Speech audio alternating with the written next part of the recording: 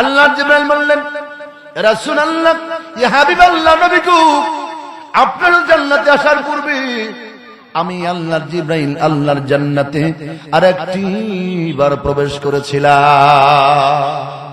আল্লাহ রাসূল বললেন, ও জিবরাইল ভাই, আপনি জান্নাতের মধ্যে কি দেখতে পেলেন? জান্নাতের মধ্যে কি দেখতে পেয়েছিলেন আমি নবীর কাছে খুলে বলুন। আল্লাহ জিবরাইল বললেন, ইয়া রাসূলুল্লাহ, ইয়া হাবিবাল্লাহ, আমি আল্লাহর জিবরাইল যখন নাকি জান্নাতের মধ্যে আমি প্রবেশ করলাম, আমি আমার নূরের পাখা দিয়ে উঠতে লাগলাম। সুবহানাল্লাহ পড়েন। নবী গো, আমি আমার ডানা মিলে যখন উঠতে লাগলাম, জান্নাতের মধ্যে উড়াল দিলাম। আমি উঠতে লাগলাম, উড়াল দিতে লাগলাম। একদিন না, দুই দিন না, এক মাস না, 2 মাস না, 1 বছর না, 2 বছর না, ইয়া রাসূলুল্লাহ, আমি আল্লাহর জিবরাইল জান্নাতের মধ্যে কমপক্ষে 70,000 বছর উড়াল দিয়েছিলাম। কত বছর? আল্লাহর জিবরাইল বললেন, রাসূলুল্লাহ, ইয়া হাবিবাল্লাহ, নবী গো, 70,000 বছর উড়াল দেওয়ার পরে আমি আল্লাহর জিবরাইল একটি খুঁটি পাইলাম, এরকম একটা খুঁটি পাইলাম। কি পাইলাম? পিলার পাইলাম। আমি আল্লাহর জিবরাইল পিলারটা জড়িয়ে ধরলাম, পিলারটা জড়িয়ে ধরলাম। জড়িয়ে ধরে আমি কাঁপতে লাগলাম, কাঁপতে লাগলাম। আল্লাহকে ডাকতে বললাম, আল্লাহ, 70,000 বছর উড়াল দিয়েছি গো মাওলা, 70,000 বছর উড়াল দেওয়ার পরে জান্নাতের মধ্যে কেবলমাত্র একটা পিলার পাইলাম। মাবুদ রে, আর কয়টা পিলার দিয়ে তুমি তোমার জান্নাত বানিয়েছ? আল্লাহ বললেন, জিবরাইল রে, ও জিবরাইল, তুমি শুনে নাও, আমি আল্লাহ কেবলমাত্র একটা পিলার পাইছো, 70,000 বছর রাস্তা পাড়ি দিয়েছো। জিবরাইল, তুমি শুনো, আমি আল্লাহ তাআলা জান্নাতের মধ্যে এরকম 70,000 পিলার দিয়ে আমি আল্লাহর জান্নাত বানিয়েছি। আল্লাহু আকবার। কত হাজার পাইছে? কয়টা? কত বছর? 70,000 বছর পাড়ি দেওয়ার পরে একটা পিলার পাইছে আল্লাহর জিবরাইল। বাকি আছে কতটি? 69,999টা পিলার এখনো বাকি। আল্লাহ জিবরাইল বললেন, ইয়া রাসূলুল্লাহ, ইয়া হাবিবাল্লাহ, আমি কাঁপতে লাগলাম থরথর করে। আল্লাহকে ডাকলাম, আল্লাহ, দরকার নাই জান্নাত দেখার, শখ মিটে গেছে, আমি দুর্বল হয়ে পড়েছি। মাবুদ রে, আর জান্নাত দেখার আমার কোনো ইচ্ছা নাই। আমি কামব্যাক করলাম, ফিরে গেলাম। আল্লাহ রাসূলকে বললেন, ইয়া রাসূলুল্লাহ, আজকে আমি আপনার সঙ্গে আসছি, আমার হারানোর কোনো ভয় নাই। সুবহানাল্লাহ পড়েন। আজকে আমি একা না, আমার সাথে আল্লাহর নবী আছে। সুবহানাল্লাহ পড়েন।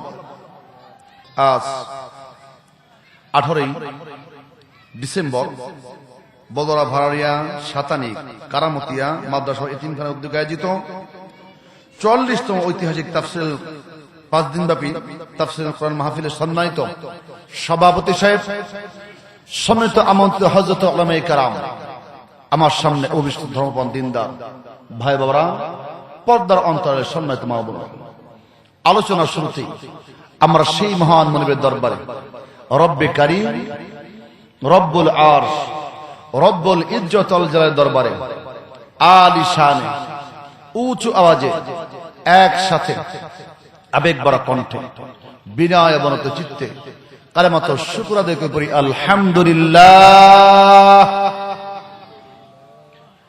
আল্লাহ শুকরিয়া আদায় করলে লাভ না লস? জোরে বলেন। আল্লাহকে নিয়ে কোন সমালোচনা আছে? কোন মিটিং আছে?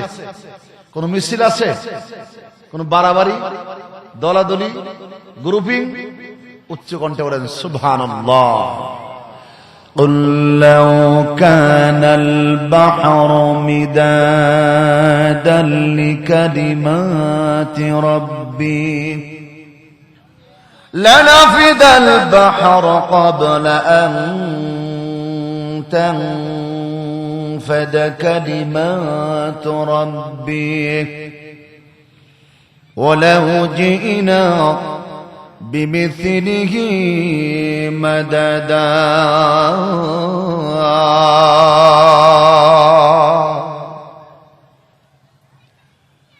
আমার মুসলমান বান্দা, দুনিয়ার জমিনে যত সাগর আছে, মহাসাগর, নদী, খাল, বিল, পুকুর, পুষ্করিণী আছে, আল্লাহ বলে বান্দারে সবগুলো পানি তোমরা কালিমা নাও। কি বানাও? সবগুলো পানি তোমরা কালিমা নাও। আমি আল্লাহ তাআলার কালিমা নিতে শুরু করো, আমি আল্লাহ নিয়ামতের শুকরিয়া আদায় করতে শুরু করো। বান্দারে তোমার পানি কালি শেষ হয়ে যাবে, আমি আল্লাহ রাব্বুল আলামিনের কালিমা শেষ করতে পারবে না।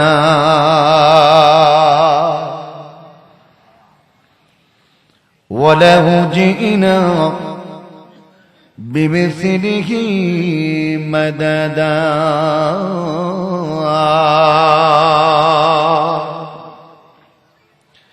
আল্লাহ পাক বলেন, আল্লাহ দুনিয়ার জমিনে আমি আল্লাহ তাআলা লক্ষ লক্ষ নদী, খাল, বিল সৃষ্টি করেছি। মুসলমান গভীর মনোযোগ, আল্লাহ পাক দুনিয়ার জমিনে 5টা মহাসাগর সৃষ্টি করেছেন, 66টা সাগর সৃষ্টি করেছেন। সুবহানাল্লাহ পড়েন। নদী, খাল, বিল, পুকুর, পুষ্করিণী কোনো গুণাগাথা নাই। আল্লাহ বলে বান্দারে সবচেয়ে বড় সাগর প্রশান্ত মহাসাগর, আটলান্টিক মহাসাগর, আমি আল্লাহ চ্যালেঞ্জ করে দিলাম, আটলান্টিক মহাসাগর না, প্রশান্ত মহাসাগর না, ভারত মহাসাগর না, আমি আল্লাহ সব পানিকে কালিমাতে বললাম। এরপরে আমি আল্লাহ শুকরিয়া আদায় করতে শুরু করো, নিয়ামতের শুকরিয়া আদায় করতে শুরু করো। বান্দারে তোমার পানি কালি শেষ হয়ে যাবে, আমি আল্লাহ রাব্বুল আলামিনের কালিমা শেষ করতে পারবে না। ওয়ালাউ জিনা বিমিসলিহি মাদাদা,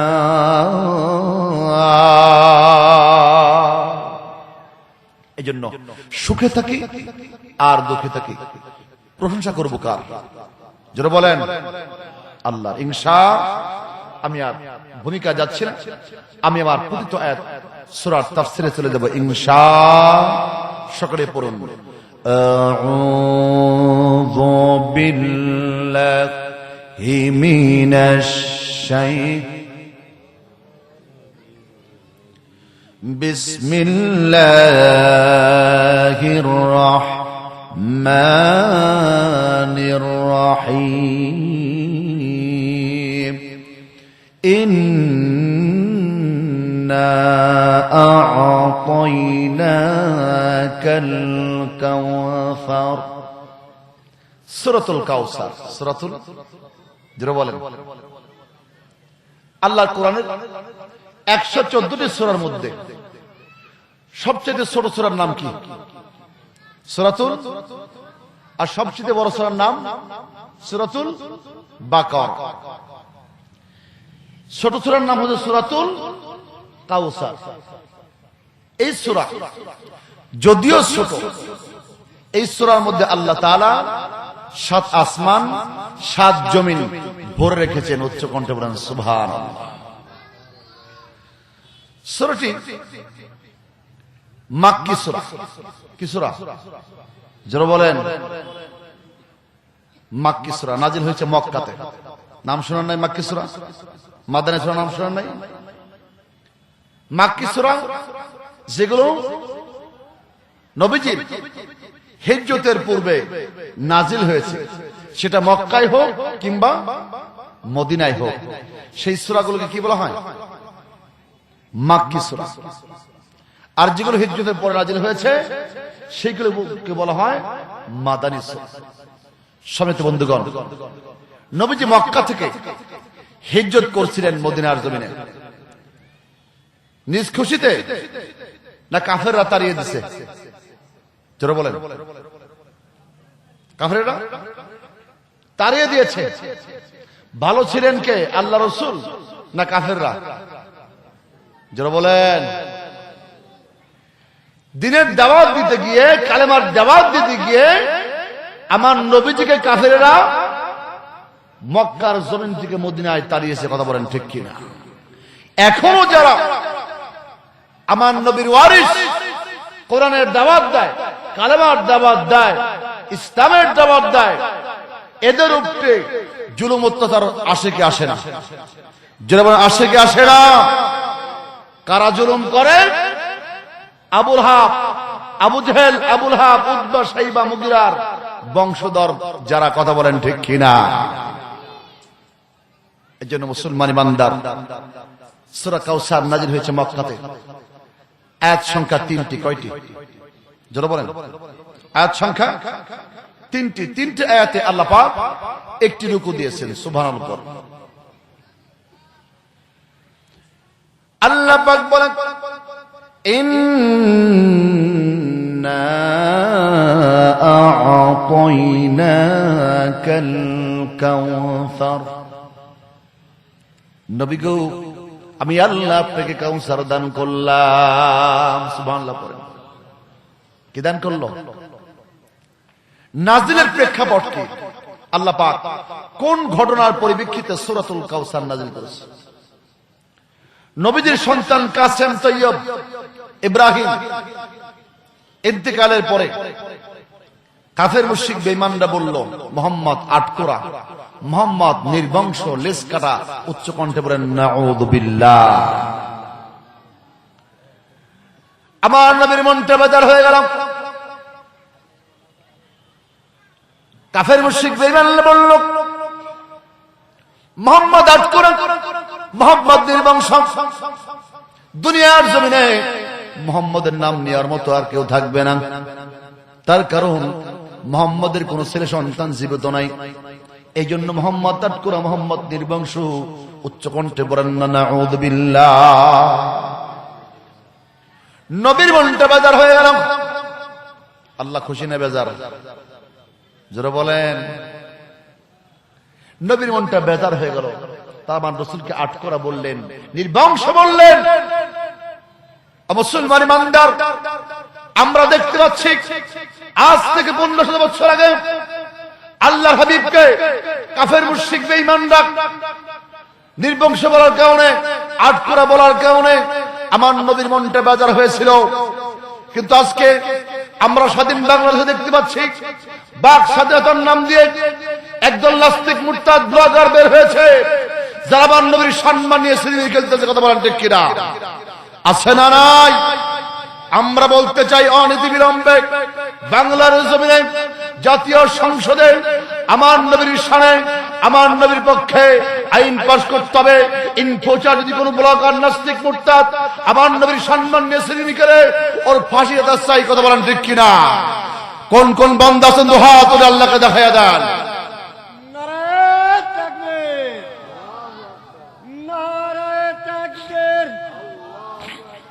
বিশ্বনবীর অপমান সইবে না তো মুসলমান।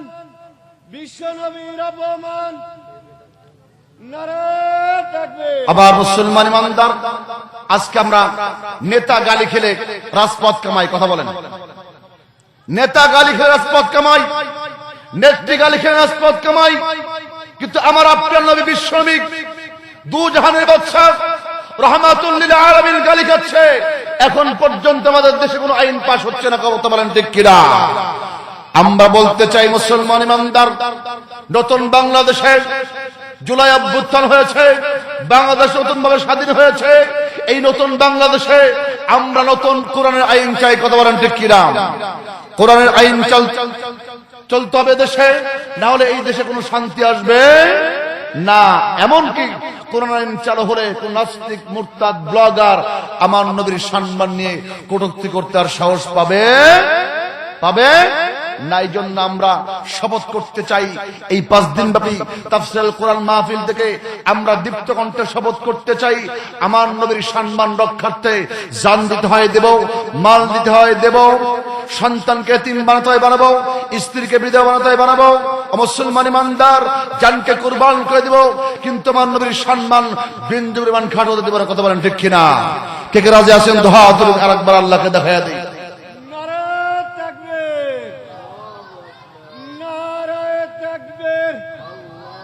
মুসলমান ইমানদার, মনে রাখতে হবে একটা বিষয়, সেটা হচ্ছে সবচেয়ে বড় হচ্ছে আমাদের ঈমান। সবচেয়ে বড় কি? কথা বলেন। সবচেয়ে বড় হচ্ছে ইমান আর রাসূলের মহব্বত ইমানের অঙ্গ, ইমানের অঙ্গ। এই জন্য মুসলমান একটি কথা মনে রাখবেন, সেটা হচ্ছে ব্যক্তির চাইতে দল বড়, দলের চাইতে দেশ বড়, দেশের চাইতে আমার আপনার ইমান বড়। কথা বলেন ঠিক কিনা? যেখানে আমার ইমান থাকবে না ওই জায়গায় আমার নেতা দেখার কোনো টাইম নাই, ওখানে আমার নেতার কোনো টাইম নাই। আমার ইমান ঠিক আছে, নেতা আছে। কথা বলেন ঠিক কিনা? ইমান ঠিক নাই, ওই নেতার পাশে আমি আর আপনি থাকবো না ইনশাআল্লাহ। আমার মুসলমান বান্দা, আমার নবীর সন্তান কাসেম তাইয়্যিব ইব্রাহিম ইন্তেকাল করলেন। নবীর মনটা বেজার হয়ে গেল। ছেলে ইন্তেকাল করার কারণে নবীর মনটা বেজার হয়ে গেল। কাফের মুশরিক বেঈমানরা বলল, মুহাম্মদ আর তো না, দুনিয়ার জন্য মুহাম্মদের নাম নেওয়ার মতো আর কেউ থাকবে না। ছেলে নাই, নির্বংশ। নাউযুবিল্লাহ পড়েন। ছেলে দেওয়ার মালিককে? আরো জোরে। মেয়ে দেয় কে? ছেলে দেয় কে? মুসলমান, ছেলেও দেয়, মেয়েও দেয়, কে দেয়? আরো জোরে বলেন। আল্লাহ চাইলে কাউকে ছেলেও দেন না, মেয়েও দেন না, বান্দা বানিয়ে রাখেন। কথা বলেন। আল্লাহ বলেন, লিল্লাহি মুলকুস সামাওয়াতি ওয়াল আরদ ইয়াখলুকু মা ইয়াশা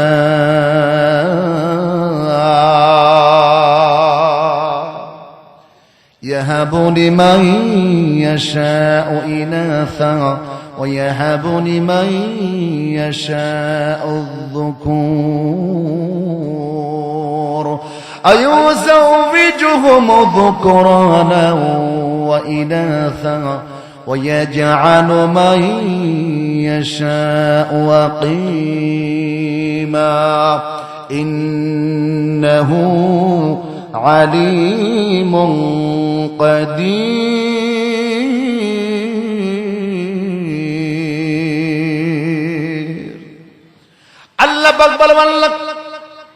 লিল্লাহি মুলকুস সামাওয়াতি ওয়াল আরদ, আমি আল্লাহ আসমানের মালিক, আমি আল্লাহ জমিনের মালিক।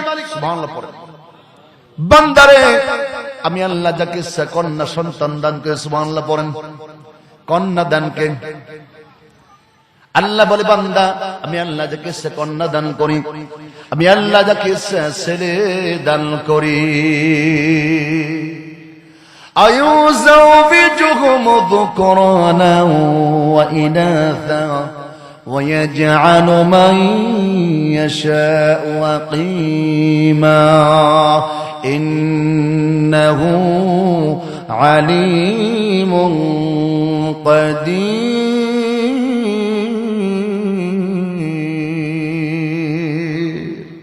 الله أكبر الله আমি আল্লাহ যাকে ছেলেও দান করে, মেয়েও দান করে। সুবহানাল্লাহ পড়ে। আমি আল্লাহ যাকে ইচ্ছা ছেলেও দান করে, মেয়েও দান করি। আবার আমি আল্লাহ রাব্বুল আমিন যাকে ইচ্ছা ছেলেও দেই না, মেয়েও দেই না, বান্দা বানিয়ে রাখি রে বান্দা। বান্দা বানাই কে? জোরে বলেন। এই জন্য কারো সন্তান না হলে তাকে গালি দেওয়া যাবে? চেয়েছেন কে? আল্লাহ সন্তান ইন্তেকাল করলেন, নবীর মনটা বাজার হয়ে গেল, মনিল হয়ে গেল। আল্লাহ বলে, জিবরাইল মুহূর্ত দেরি করবেন না, রে জিবরাইল যাও, রে জিবরাইল যাও, আমার নবীকে বলে দাও বিসমিল্লাহির রাহমানির রহিম ইন্না আ'তাইনাকাল কাওসার। জিবরাইল যাও, আমার রাসূলকে বলো, নবী গো, there is nothing to tension, you have no fear, কোন চিন্তা নাই, আপনার কোনো ভয় নাই, I have given you to কাউসার। জোরে বলুন না সুবহানাল্লাহ। আমার বন্ধু কাফের মুশরিক বেঈমানরা আপনাকে গালি দিয়েছে, নির্বংশ বলেছে, আপনাকে আফতার বলেছে, আট করে বলেছে। নবী হে, বন্ধু হে, চিন্তা করবেন না, আমি আল্লাহ রাব্বুল আমিন আপনাকে হাউজে কাউসারের মালিক বানিয়ে দিলাম গো নবীজি। জোরে বলেন না সুবহানাল্লাহ। আল্লাহ জিবরাইল কাউসার নিয়ে আসলেন। ইন্না আ'তাইনা কাল কাউসার। আসুন আমরা এখন একটু কাউসার তালাশ করব, কাউসার তালাশ করব। এরপর এই কাউসারের পারে দাঁড়িয়ে সূরাতুল কাউসারের তাফসীর শেষ করব ইনশাআল্লাহ। এই যে আমরা আসমান দেখতেছি আমাদের মাথার উপরে, আসমান আছে না নাই? কথা বলেন, কয়টা আসমান? কয়টা আসমান? কিন্তু বিজ্ঞান বলতেছে there is no sky, there is no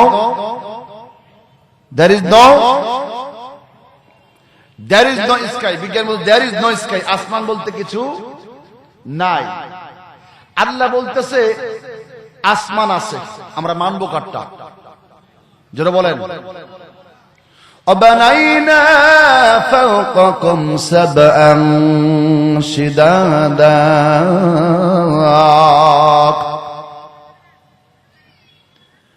আল্লাহ বলে আসমান আছে, আসমান হলো 7টি। কয়টি? বিজ্ঞান বলে আসমান বলতে কিছু নাই, আল্লাহ বলে আসমান আছে। আসমান মুসলমান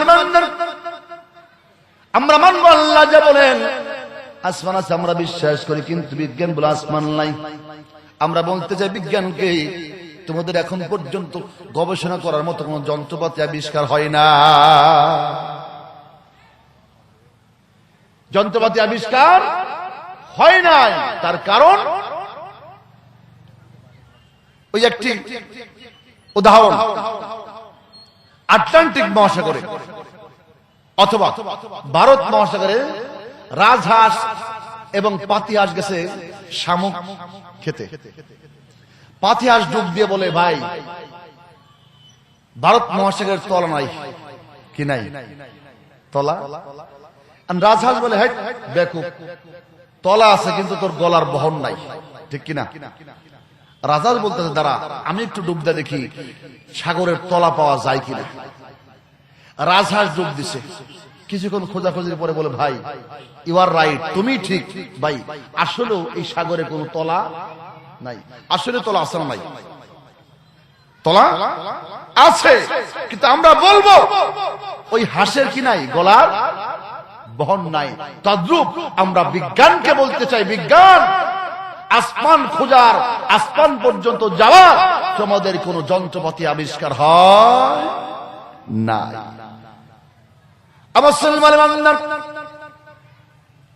আজকে বিজ্ঞান আবিষ্কার যেটা করেছি আজকে থেকে 1600 বছর আগে, 1600 বছর আগে, 1500 বছর আগে আল্লাহ কোরআনে সেটা বলে দিয়েছেন। উচ্চ কণ্ঠে বলেন আল্লাহু আকবার। বিজ্ঞান বলে, বিজ্ঞান বলতেছে পৃথিবী সূর্যের চারদিকে ঘোরে। এরপরে বলে না না দিস ইজ নট রাইট, সূর্য পৃথিবীর চারদিকে ঘোরে। এরকম করতে করতে আল্লাহ বলতেছে no you are not correct, তুমি সঠিক নয়। আমি আল্লাহ বলে দিলাম লান শামসু ইয়ানবাগি লাহা আন তুদরিকাল কমার ওয়ালাল লাইলু সাবিকুন নাহার ওয়া কুল্লুন ফি ফালাকি ইয়াসবাহুন।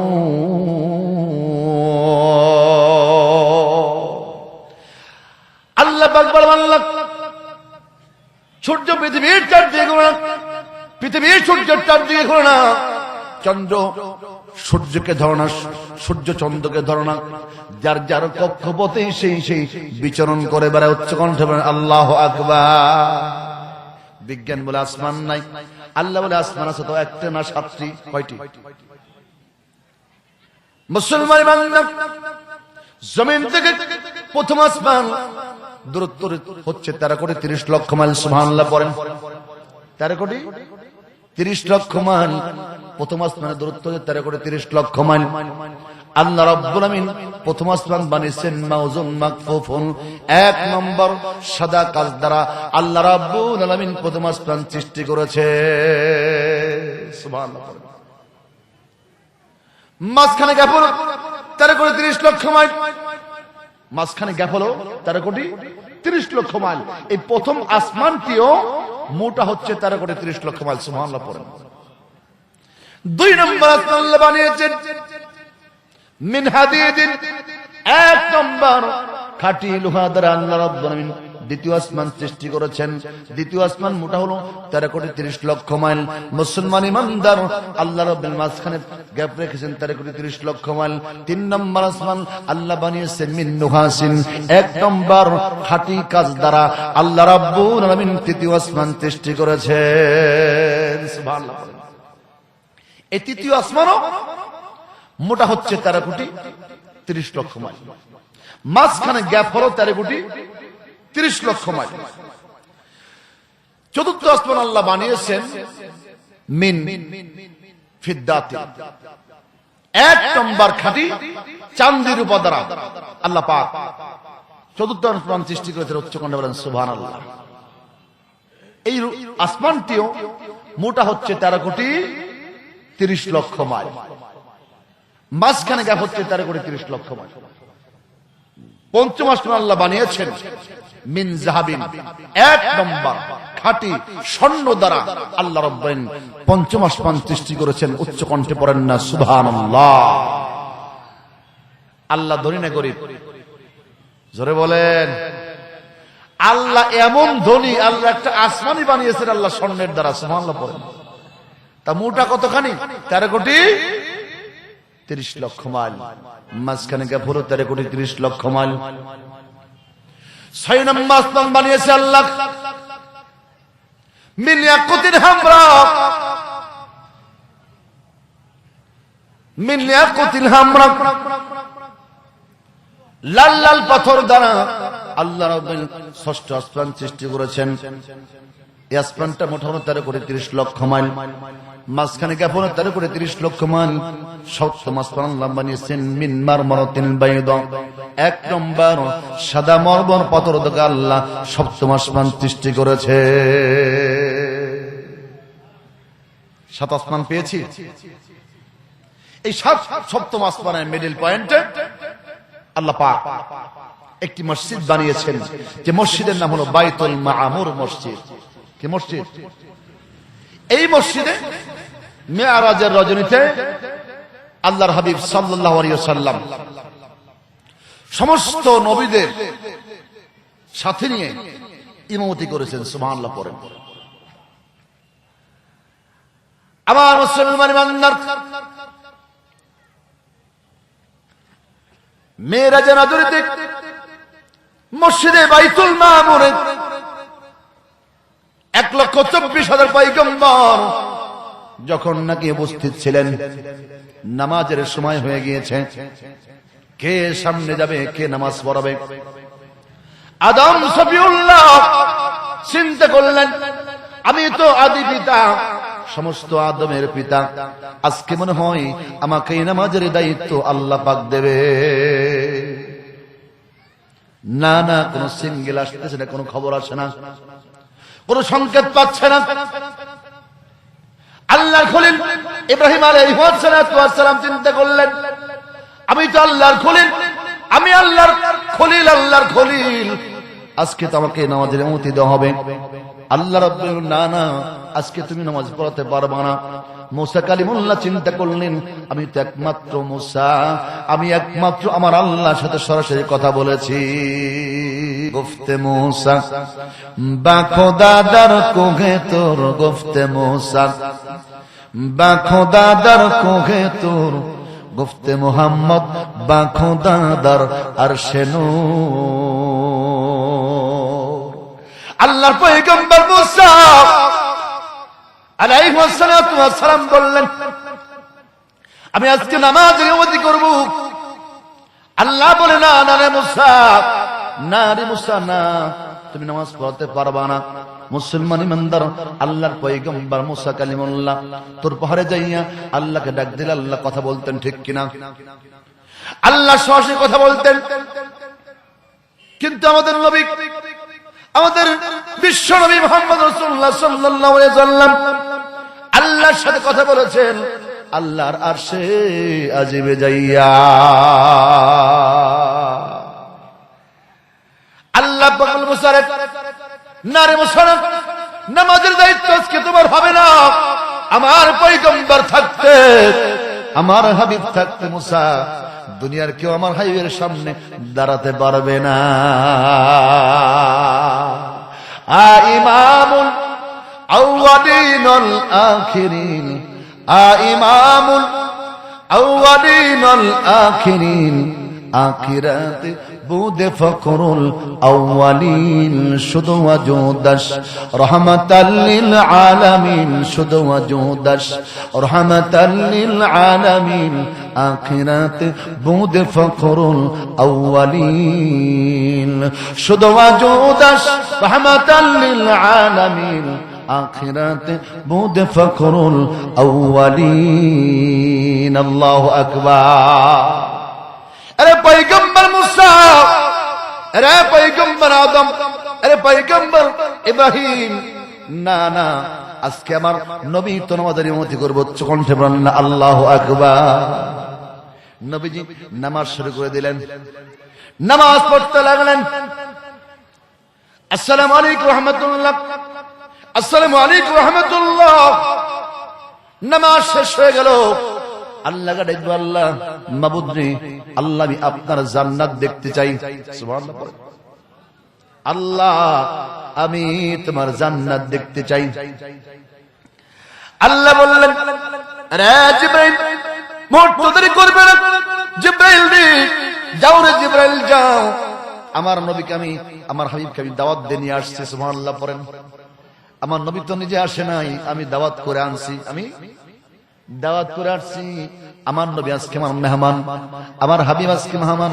যাও ও জিবরাইল, আমার নবীকে নিয়ে আমি আল্লাহর জান্নাত দেখে নিয়ে আসে। জিবরাইল আল্লাহ জিবরাইল আল্লাহ নবী হাত মোবারক ধরলেন, রাসূলুল্লাহ ইয়া হাবিবাল্লাহ, নবীকে চলেন আল্লাহর জান্নাত দেখব। নবীকে চলেন যাই আল্লাহর জান্নাত দেখতে যাবে গো নবীজি। আল্লাহ জিবরাইল আল্লাহ রাসূল সাল্লাল্লাহু আলাইহি ওয়াসাল্লাম মুসলমান আল্লাহর এবার যখন লাগি জান্নাতের মধ্যে প্রবেশ করলেন, গেটের ভিতরে প্রবেশ করলেন, আল্লাহ নবী সাল্লাল্লাহু আলাইহি ওয়াসাল্লাম দেখতে পেলেন জান্নাতের প্রবেশ করার সঙ্গে সঙ্গে দুইটি সাইনবোর্ড দেখা যায়। কয়টি? দুইটি সাইনবোর্ড দেখা যায়। একটি সাইনবোর্ডের মধ্যে লেখা, দুনিয়ার জমিনে আমার জীবন দামার জীবন দি, আমি আল্লাহর রাস্তায় 1 টাকা দান করবে, আমি আল্লাহর জন্য 1 টাকা খরচ করবে, 1 টাকা দান করবি, আমি আল্লাহ তাআলা আমি তার জন্য 10 টাকার নেকি লিখে দেব। এক নেকিগার কোই বান্দা কারে, एक नेकीगार कोई बंदा करे, एक की बदल में उसको 10 मिले, एक की बदल में उसको 10 मिले। 1 টাকা আল্লাহর রাস্তায় দান করলে আমার আল্লাহ 10 টাকার নেকি দিবে। সুবহানাল্লাহ পড়েন। প্রথম সাইনবোর্ডের মধ্যে এটা লেখা আছে। দ্বিতীয় সাইনবোর্ডের মধ্যে লেখা, দুনিয়ার জমিনে আমার যে বান্দা, আমার যে বান্দি, আমার কোন প্রিয় বান্দাকে, আমার কোন খাস বান্দাকে, সম্মানী ব্যক্তিকে 1 টাকা কর্জে হাসানা দেবে, 1 টাকা ধার দেবে, 1 টাকা কর্জ দেবে, 1 টাকা ধার দেবে, আমি আল্লাহ তার আমল নামে কমপক্ষে 18 টাকা দানের সব লিখে দেব। জোরে বলেন সুবহানাল্লাহ।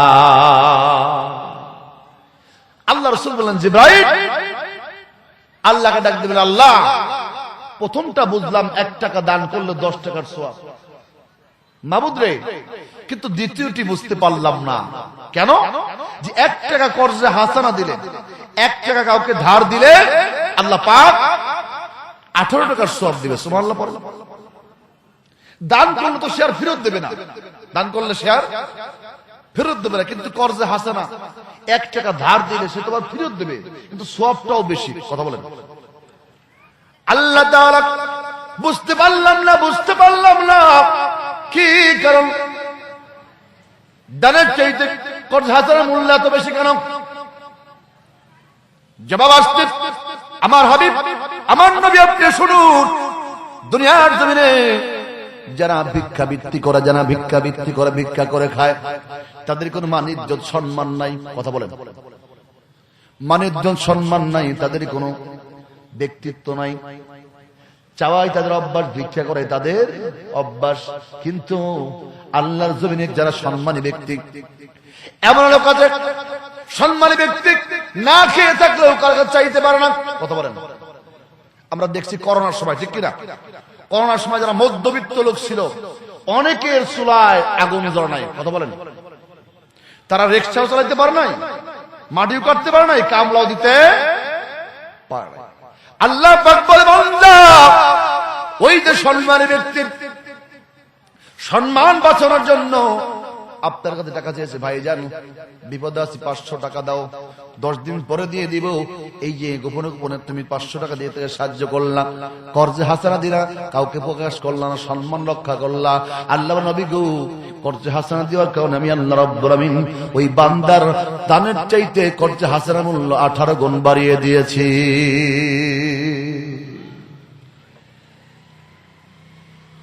আমার নবীজি আর আল্লাহর জিবরাইল সামনে অগ্রসর হচ্ছেন, সামনে যাচ্ছেন। অনেক দূর যাওয়ার পরে দেখতেছে সুন্দর সবুজ একটি বিল্ডিং দেখা যায়। সুবহানাল্লাহ, পড়ো আরো জোরে। সুন্দর একটি বিল্ডিং দেখা যায়। আল্লাহ রাসূল বললেন, ইয়া কি জিবরাইল, জান্নাতের মধ্যে কিসের বিল্ডিং? এত সুন্দর বিল্ডিং। জিবরাইল, এত সুন্দর বিল্ডিং তো দুনিয়ার জমিনে কোথাও দেখি নাই। ও জিবরাইল, জান্নাতের মধ্যে এত সুন্দর বিল্ডিং, তার কারণটাকে বুঝতে পারলাম না। আল্লাহর জিবরাইল বললেন, এ রাসূলুল্লাহ, ইয়া হাবিবাল্লাহ, নবী গো, আমি বলতে পারবো না, কিন্তু চলেন যাই, বিল্ডিং এর কাছে যাওয়া যাক।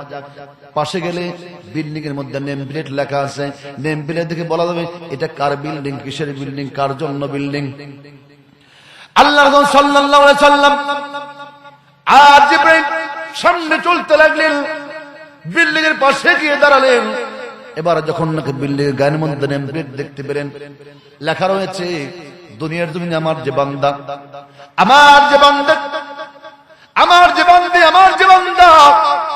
দুনিয়ার জমিনে কোন অন্ধ ব্যক্তিকে, যার 2টা চোখ নাই, যার 2টা চক্ষু নাই, অন্ধ ব্যক্তিকে সাহায্য করবে আমি আল্লাহ রাব্বুল আলামিন জান্নাতের মধ্যে তাদের জন্য এই সবুজ বিল্ডিং বানিয়ে রেখেছি। আরো জোরে। অন্ধ ব্যক্তি যার 2টি চোখ নাই। আচ্ছা বলেন তো, চোখের মূল্য কত? লাখানি টাকা হবে এক জোড়া? হবে না, কমপক্ষে 2 লাখ, তাইলে 1 কোটি দিবেন না? আল্লাহু আকবার, আল্লাহু আকবার। আল্লাহকে কয় টাকা দিবেন? মুসলিম চিকিৎসা বিজ্ঞানী ইবনে সিনা বলেছেন, যদি দেহের মূল্য 1 লক্ষ টাকা হয়, তাহলে শুধু চোখের মূল্য হচ্ছে 99,999 টাকা। সুবহানাল্লাহ। আল্লাহ পাক বলেন, দুনিয়ার জমিনে যার 2টা চোখ নাই, যার 2টি চক্ষু নাই, অন্ধ ব্যক্তি আমার যে বান্দা হাত ধরে গন্তব্যস্থলে পৌঁছে দেবে, সাহায্য করবে, আমি আল্লাহ রব্বুল আমিন জান্নাতের মধ্যে তার জন্য সবুজ বিল্ডিং বানিয়ে রেখেছি। সবুজ বিল্ডিং এ যাবো তো আমরা। কে কে যাবেন? হাত ধরে আল্লাহকে দেখায় দেন। নারে তাকবীর, নারে তাকবীর। অন্ধ ব্যক্তি দাঁড়িয়ে আছে রাস্তায়, তাকে হাত ধরে একটু রাস্তা পার করে দিবেন। লাভ না লস? জোরে বলেন। হ্যাঁ, লাভ কি হবে?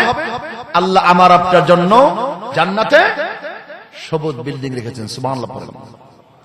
আল্লাহ জিবরাইল আর আল্লাহ নবী সাল্লাল্লাহু আলাইহি ওয়াসাল্লাম সামনে যাচ্ছেন। হঠাৎ করে আল্লাহ রাসূল বললেন, ইয়া কে জিবরাইল, আমি জানতে চাই জিবরাইল ভাই, আপনি আমার সাথে জান্নাতে আসার পূর্বে আপনি কি কখনো আর জান্নাতে প্রবেশ করেছিলেন? আল্লাহ জিবরাইল বললেন, রাসূলুল্লাহ, ইয়া হাবিবাল্লাহ, নবী গো, আপনার জান্নাতে আসার পূর্বে আমি আল্লাহর জিবরাইল আল্লাহর জান্নাতে আরেকটি বার প্রবেশ করেছিলাম। হুজুর, আমি আপনার হাতে আসার আগে আমি জান্নাতে আর একবার আসছিলাম। সুবহানাল্লাহ পড়েন। আল্লাহ রাসূল বললেন, ও জিবরাইল ভাই, আপনি জান্নাতের মধ্যে কি দেখতে পেলেন? জান্নাতের মধ্যে কি দেখতে পেয়েছিলেন আমি নবীর কাছে খুলে বলুন। আল্লাহ জিবরাইল বললেন, ইয়া রাসূলুল্লাহ, হাবিবাল্লাহ, আমি আল্লাহর জিবরাইল যখন নাকি জান্নাতের মধ্যে আমি প্রবেশ করলাম, আমি আমার নূরের পাখা দিয়ে উঠতে লাগলাম। সুবহানাল্লাহ পড়েন। নবী গো, আমি আমার ডানা মিলে যখন উঠতে লাগলাম, জান্নাতের মধ্যে উড়াল দিলাম। আমি উঠতে লাগলাম, উড়াল দিতে লাগলাম।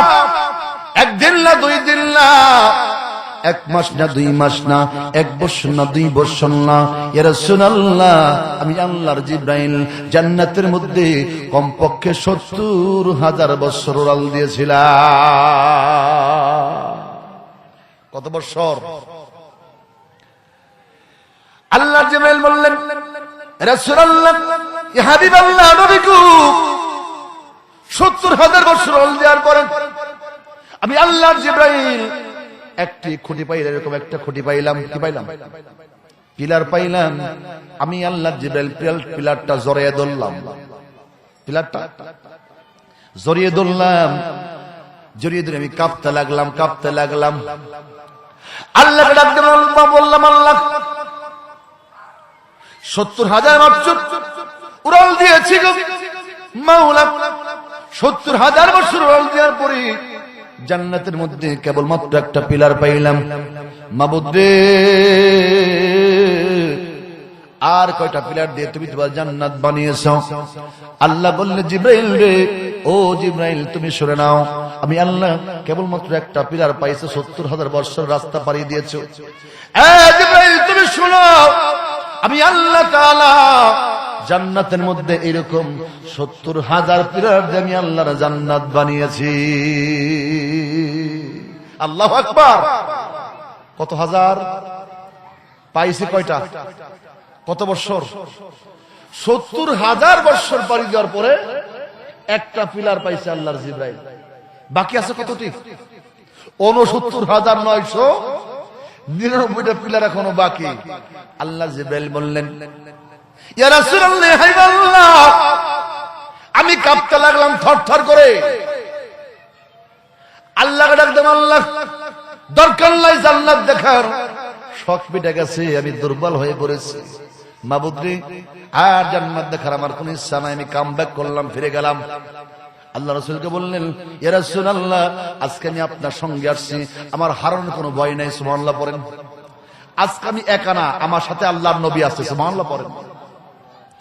ইয়া রাসূলুল্লাহ, জান্নাতে আমি আজকে একা না, আজকে আমি আপনার সঙ্গে আছি, চলেন যাই, সামনের দিকে যাওয়া যায়। আল্লাহ নবী সাল্লাল্লাহু আলাইহি সাল্লাম আর আল্লাহর জিবরাইল সামনে চলতে লাগলেন। চলতে চলতে হঠাৎ করে শুনতে পেলেন নবীজি কে জানি খরম পায়ে দিয়ে জান্নাতে হাঁটে। সুবহানাল্লাহ পড়েন। বাজেদার মেরাজের সামনে জুলজালাল, বাজেদার মেরাজের সামনে জুলজালাল, মিশনদ আওয়াজ না লাইলে বেলাল, মিশনদ আওয়াজ না লাইনে বেলাল, গফতে হাতে বাজাজে বাঙ্গে বেলাল, গফতে হাতে বাজাজে বাঙ্গে বেলাল, খুশদে বর আরশে আলা জুলজালাল। আল্লাহ নবী সাল্লাল্লাহু আলাইহি ওয়াসাল্লাম দেখতে পেলেন জান্নাতের মধ্যে বেলালের আওয়াজ পাওয়া যায়। সুবহানাল্লাহ পড়েন। বেলাল রাদিয়াল্লাহু তাআলা আনহু জান্নাতের মধ্যে নবীর পাশে পাশে হাঁটতেছে, পাশে হাঁটে। নবী চিন্তা করলেন, বুঝতে পারলাম না, বেলাল তো এখানে আসে নাই, বেলাল তো জান্নাতে আসে নাই, কিন্তু আমার সঙ্গে সঙ্গে বেলাল কেমনে হেঁটে যায়। গুফতে হাতে বাজাজে বাঙ্গে বেলাল, গুফতে হাতে বরদারে ওয়া খয়রুল ওয়ারা, সসকে সবক বেবাঙ্গে সব খানা খোদা। বেলাল কেবল বেলাল, জীবন আজান না দিলে আল্লাহ সূর্য উঠাইতো না। যা জান্নাত দিলে দুনিয়ার জমিনে সূর্য উঠতো না, ওই বেলাল জান্নাতের মধ্যে আছে। সুবহানাল্লাহ পড়েন। কার পাশ দিয়ে? নবীজির পাশ দিয়ে বেলাল আছেন। ও মুসলমান, কেমন বেলাল একটু না বললে না হয় না, যে বেলাল আজান না দিনে আল্লাহর জমিনে আল্লাহর সূর্য উঠাইতো না।